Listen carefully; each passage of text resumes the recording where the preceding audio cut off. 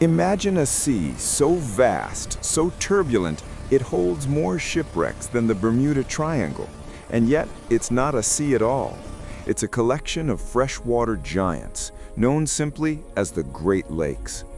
Beneath these deceptively beautiful waters lies a graveyard. Over 6,000 vessels have been swallowed whole, claiming the lives of more than 30,000 souls. This is the story of a ghost fleet, lost not to cannons or pirates, but to the sheer, brutal indifference of nature. Prepare yourself, because the reality of the Great Lakes Shipwreck Alley is far stranger and more terrifying than any fiction. The story of the Great Lakes shipwrecks is inextricably linked to the birth of American industry. By the late 1800s, the lakes, Superior, Michigan, Huron, Erie, and Ontario, were not recreational retreats, they were the superhighway of a developing nation. Iron ore from Minnesota, grain from the plains, and coal from Pennsylvania were ferried across these waters to the burgeoning factories of the East. The demand was insatiable, and the vessels grew larger, faster, and supposedly safer. The engineering marvels of the era were the freighters or lakers. These were monstrous, flat-decked ships designed to carry maximum cargo through the shallow canals and locks. Shipbuilders, fueled by hubris and the constant pressure of commerce, began to label their creations unsinkable. But the Great Lakes hold a chilling secret that belies their freshwater nature. They are notoriously fickle and brutal. The real killer on the Great Lakes is the November gale. Unlike the sustained storms of the ocean, a Great Lakes storm can materialize with shocking speed. The confined, shallow nature of the lakes means that winds can whip up shorter, steeper, and more destructive waves than those found in the deep ocean. These waters are subject to a phenomenon known as seiches, standing waves that can reach heights of 30 to 40 feet, 9 to 12 meters, hitting a ship like a concrete wall.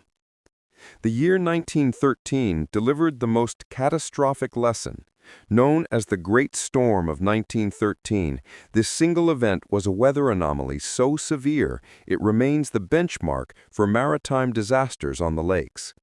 Over the course of just 3 days, the storm raged with hurricane-force winds, estimated at over 90 miles per hour or 145 kilometers per hour, and blizzard conditions.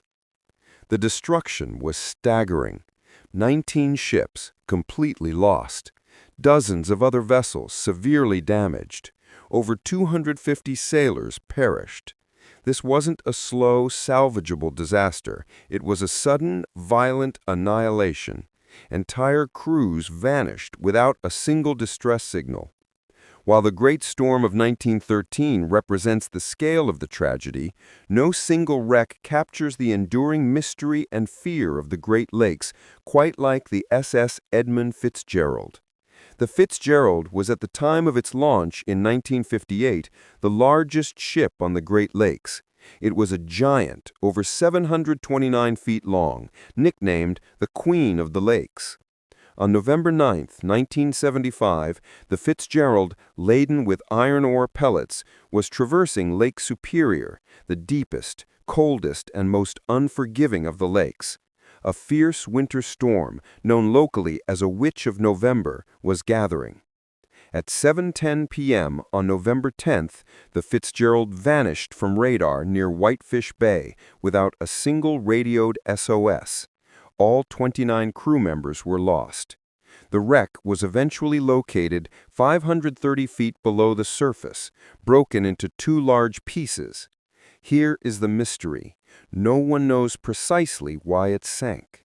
The ship's captain, Ernest M. McSorley, was highly experienced.